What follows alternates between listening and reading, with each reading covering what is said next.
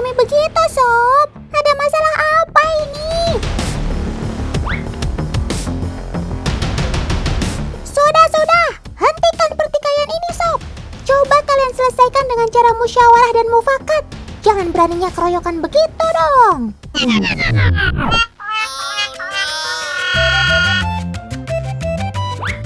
Walah, maaf Sob, Otan jadi salah kira kan tuh. Otan kira kalian lagi ngapain rame-rame menghampiri paman penyelam.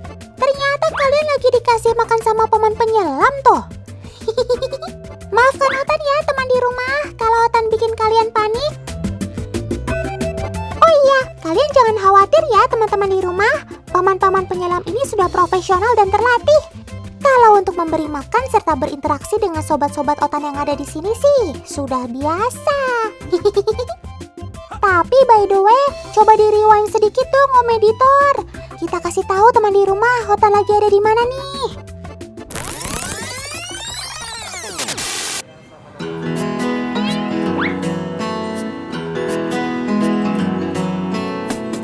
Teman di rumah, sekarang Otan dan Kak Yesi lagi jalan-jalan ke SeaWorld Ancol nih. Ayo, siapa teman di rumah yang mau ikut Otan jalan-jalan sambil ketemu sobat-sobat Otan? Sabar ya teman, mending pantengin terus tayangan si Otan setiap Senin sampai dengan Jumat jam 1 siang hanya di Trans 7. Otan jadi promosiin diri sendiri deh. For your information teman di rumah, karena kondisi pandemi yang sedang melanda dunia, saat bepergian maupun mengunjungi tempat wisata edukasi seperti ini, jangan lupa untuk tetap mematuhi protokol kesehatan ya. Kayak Yesi gini nih, cuci tangan yang bersih, dicek suhu tubuhnya, dan menggunakan masker agar kita selamat dan senang bareng-bareng.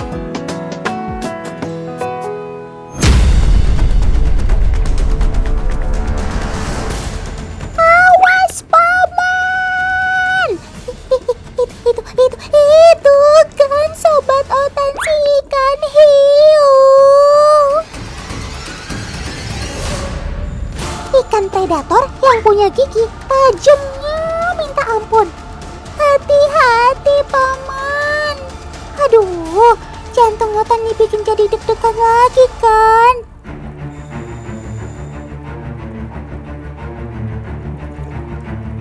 Awas paman, tangan, kaki, dan kepalanya. Otan sampai keringat dingin kan lihatnya.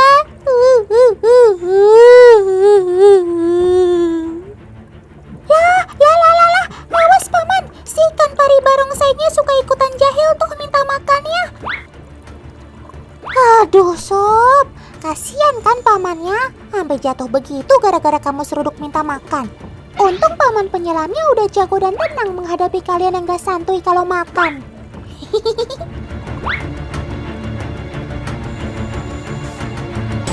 Kak Yesi dan pengunjung lainnya aja ikut tegang tadi liatnya Sob. Nggak kebayang kalau Otan yang ada di situ dan dikelilingi sobat-sobat predator berukuran besar. Otan udah angkat tangan aja kayaknya mau nyerah dan kabur secepat-cepatnya. Bercanda ya Sob.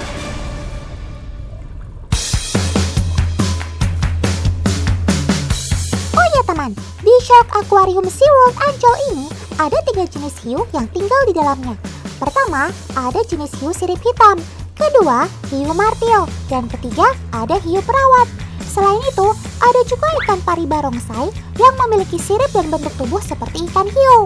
Nah, tapi kali ini Otan mau bahas si hiu sirip hitam ya teman. Nama keren sobat Otan ini yaitu Black Tip Shark atau Black Tip Reef Shark. Artinya, sobat Otan yang satu ini memiliki ciri khas corak warna hitam di setiap bagian siripnya. Sobat Otan ini merupakan puncak predator di perairan karang yang dangkal. Hal ini dikarenakan habitat aslinya yang berada di daerah terumbu karang pada kedalaman 2 hingga 10 meter. Sobat Otan ini umumnya berukuran sekitar 1,5 meter, tapi tidak menutup kemungkinan ada juga yang mencapai 2,8 meter dengan berat hingga 123 kg. Otan kalah gede sama kamu, Sob. Saat makan, sobat Otan ini tidak segan untuk mengoyak mangsa dengan gigi tajamnya loh teman. Aduh, kebayang deh seremnya gigi-gigi tajam kamu Sob.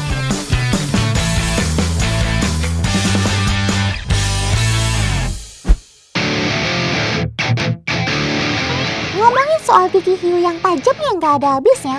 Kebayang gak teman di rumah kalau paman penyelam tadi gak pakai baju khusus saat kasih makan sobat-sobat otan?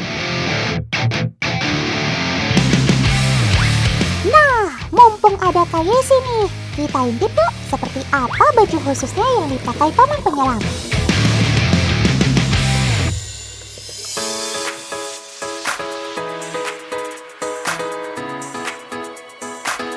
Bim salah bim, abrakadabra.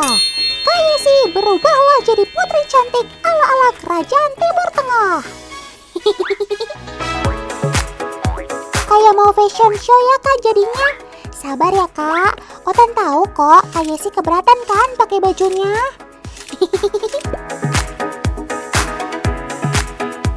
Wajar aja teman, shark suit ini beratnya bisa mencapai 15 kg. Terbuat dari bahan stainless steel, pakaian ini memang dirancang khusus untuk melindungi gigitan ikan hiu yang sangat tajam. Jadi wajib banget buat paman penyelam pakai baju shark suit ini sebelum kasih makan sobat-sobat otan.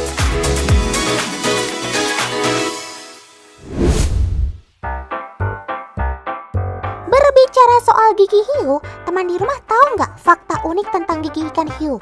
Ternyata nih teman, selama hidupnya gigi hiu bisa mencapai 20.000 loh. Selain itu, gigi hiu itu nggak pernah ompong loh.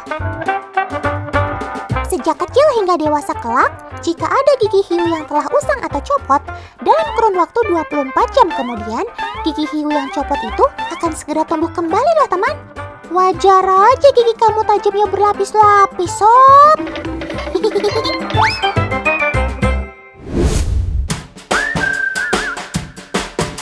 Mumpung Otan lagi di SeaWorld, kali ini Otan mau melakukan uji coba penglihatan dan penciuman kepada si hiu sirip hitam. Coba tebak, kira-kira menurut teman di rumah, indera mana yang digunakan sobat Otan ini dalam mencari mangsanya? Indera penglihatan atau indera penciumannya ya? Ayo Kak Yesi, bantu Otan dan teman di rumah menemukan jawabannya. Pertama, Kak Yesi akan memasukkan potongan ikan segar ke dalam akuarium setinggi 60 cm. Tinggi akuarium ini melebihi tinggi air yang ada di kolam hiu sirip hitam, sehingga aroma amis dari potongan ikan tidak tercium. Kita lihat seperti apa reaksinya ya teman.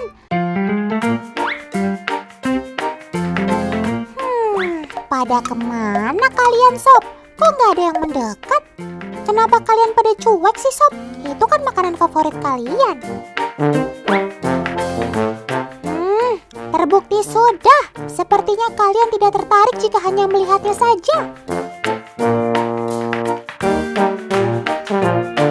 Oke Kak Yesi, kita coba percobaan kedua. Kali ini Kak Yesi akan memasukkan potongan ikan segar ke dalam toples yang akan tenggelam di dalam kolam hiu sirip hitam. Dan ini tentu ditambah dengan aroma amis yang kita sudah bungkus dalam plastik kecil.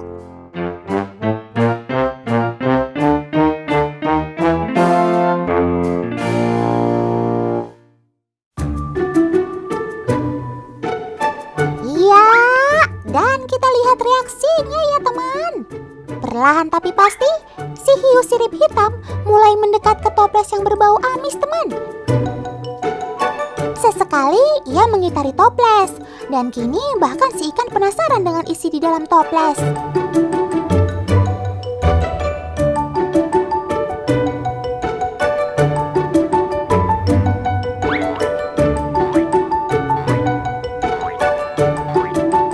Yeay, berhasil! Cakep sob. Dari uji coba ini terbukti, hiu mengandalkan indera penciumannya yang tajam untuk mencari makan. Bahkan, menurut beberapa penelitian, hiu bisa mencium aroma amis atau bau hingga ratusan meter. Namun dengan catatan, itu semua tergantung bagaimana kondisi arus air laut dan jarak hiu dari sumber aroma amis. Oh iya, Otan juga mau ingatkan teman di rumah nih, untuk selalu waspada jika bertemu sobat Otan yang satu ini di lautan ya. Terakhir, Otan juga mau kasih tahu hal penting lagi nih sama teman di rumah. Meski sobat Otan ini top predator alias pemangsa puncak di lautan, kita tetap harus melestarikan ikan hiu ya teman, agar ekosistem laut juga tetap seimbang dan terjaga.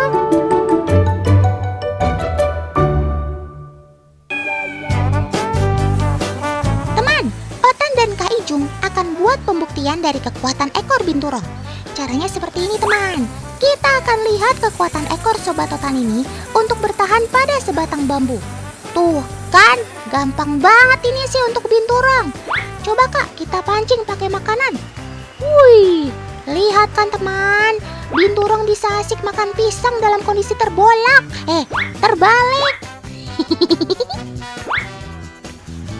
Kelebihan pada ekornya ini disebut dengan ekor prehensil, yaitu ekor yang dapat mencengkeram seperti tangan persis seekor monyet. Oh iya, ekor binturong dapat tumbuh hampir sama dengan panjang tubuhnya sendiri loh. Otan jadi penasaran, kira-kira apa yang bikin ekor kamu kuat menahan dan menjaga keseimbangan tubuh kamu? Baiklah, Kak Ijung akan menambahkan baby oil pada bambu ini teman. Minyak ini aman kok untuk binturong, jadi teman-teman gak usah khawatir ya.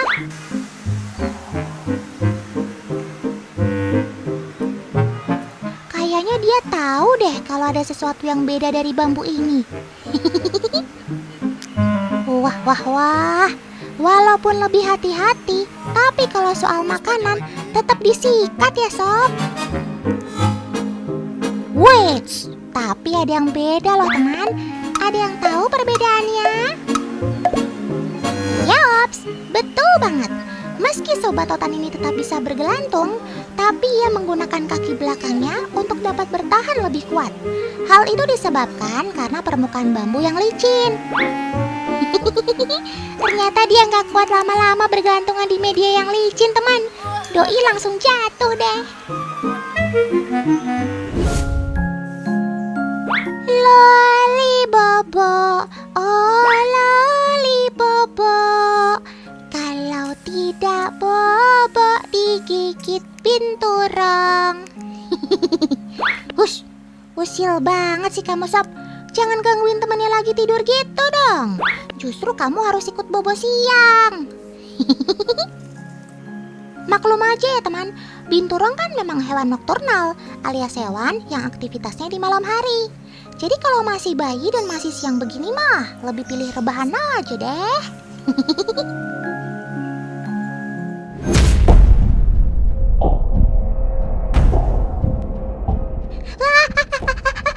Awas, ada beruang, kabur. Weh, maaf, Otan salah lihat. Ternyata ini binturong yang sudah dewasa teman. Gede banget kan? Tapi dia masih bisa tumbuh lebih besar lagi loh. Bobotnya bisa mencapai 20 kg. Binturong juga jenis terbesar dari keluarga musang. Meski bertubuh besar dan terlihat garang, hewan ini malah punya karakter yang bersahabat. Tingkah lakunya yang lucu dan menggemaskan sangat bertolak belakang dari postur badannya.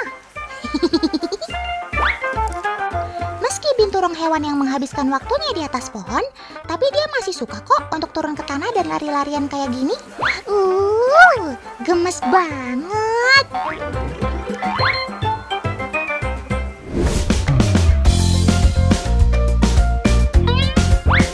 Selain penglihatan yang sangat bagus, musang juga punya indera penciuman yang cukup tajam loh. Nah, kali ini Otan dan Kak Ijung akan cari tahu seberapa peka binturong akan bau makanannya. Nah, kira-kira si binturong akan tahu keberadaan pisang ini nggak ya? Markicop, mari kita coba. Cuakup, dengan mudah binturong bisa tahu kalau ada pisang di dalam kotak makanan. Tapi kayaknya dia kesulitan nih teman. Ayo sob, kamu harus berusaha lebih keras untuk dapat pisang itu. Ayo, sedikit lagi tutup kotaknya akan terbuka. Dan berhasil. Akhirnya binturong berhasil menemukan harta karun dalam kotak makanan. Selamat sob.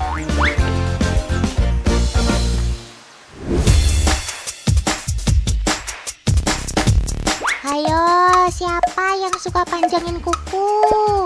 Sini, biar Kak Ijung guntingin kuku teman di rumah sekalian. Salah satu perawatan binturong dengan menggunting kukunya seperti ini teman, alias pedicure shy.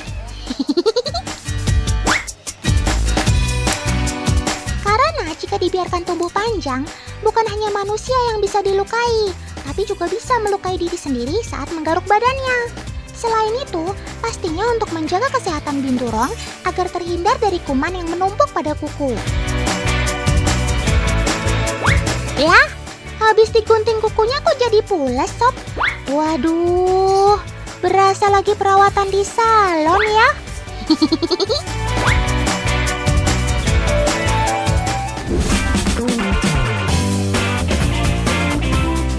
Nah, ini dia nih yang tadi bobo siang.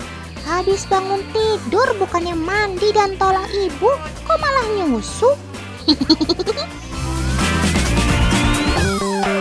Karena keramahannya binturong dengan manusia, anak kecil seperti Stefani ini juga ikutan gemes, teman. Pastinya akan beda ya binturong yang sudah dipelihara dengan binturong liar di alam. Oh iya, jangan khawatir teman. Meski termasuk hewan yang dilindungi, tapi binturong dapat dipelihara jika memiliki sertifikat dan hasil dari penangkaran resmi juga nih. Nah, kebetulan bayi binturong Kak Ijung yang baru akan di-tagging. Wah, apa tuh ya? Yuk, kita ikut yuk.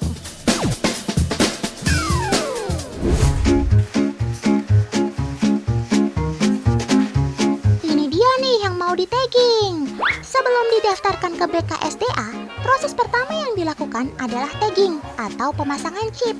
Waduh, kayaknya kamu nervous banget nih mau dipasang tanda pengenal. Sampai ketakutan gak mau turun? Santai, Keles. Ini baru diperiksa pakai stetoskop doang, Sob. Proses selanjutnya, Bu Dokter akan memasang chipnya nih, teman. Tagging adalah proses penandaan identitas pada satwa. Suntikan ini sudah berisi microchip yang akan terpasang di bawah kulit binturong. Cup. Sudah selesai kok, Sob, suntiknya. Nggak sakit kan? Jika microchip sudah terpasang, alat chip reader ini bisa mendeteksi nomor seri yang terpasang pada tubuh binturong. Widih, kecil-kecil udah punya KTP dong. Mantul. Eits, belum cukup sampai di sini, teman. Masih ada langkah terakhir.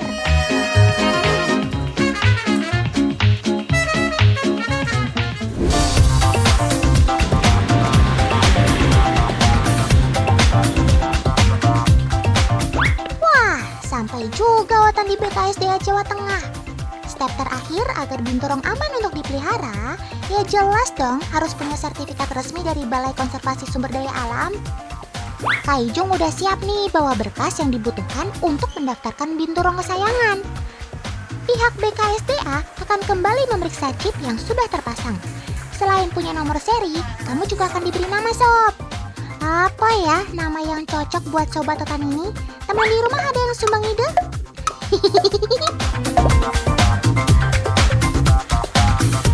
Wah, udah jadi nih sertifikatnya.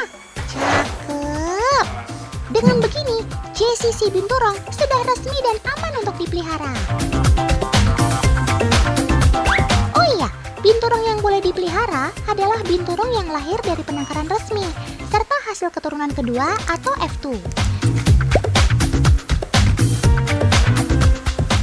Jadi jangan coba-coba ya pelihara satwa ilegal.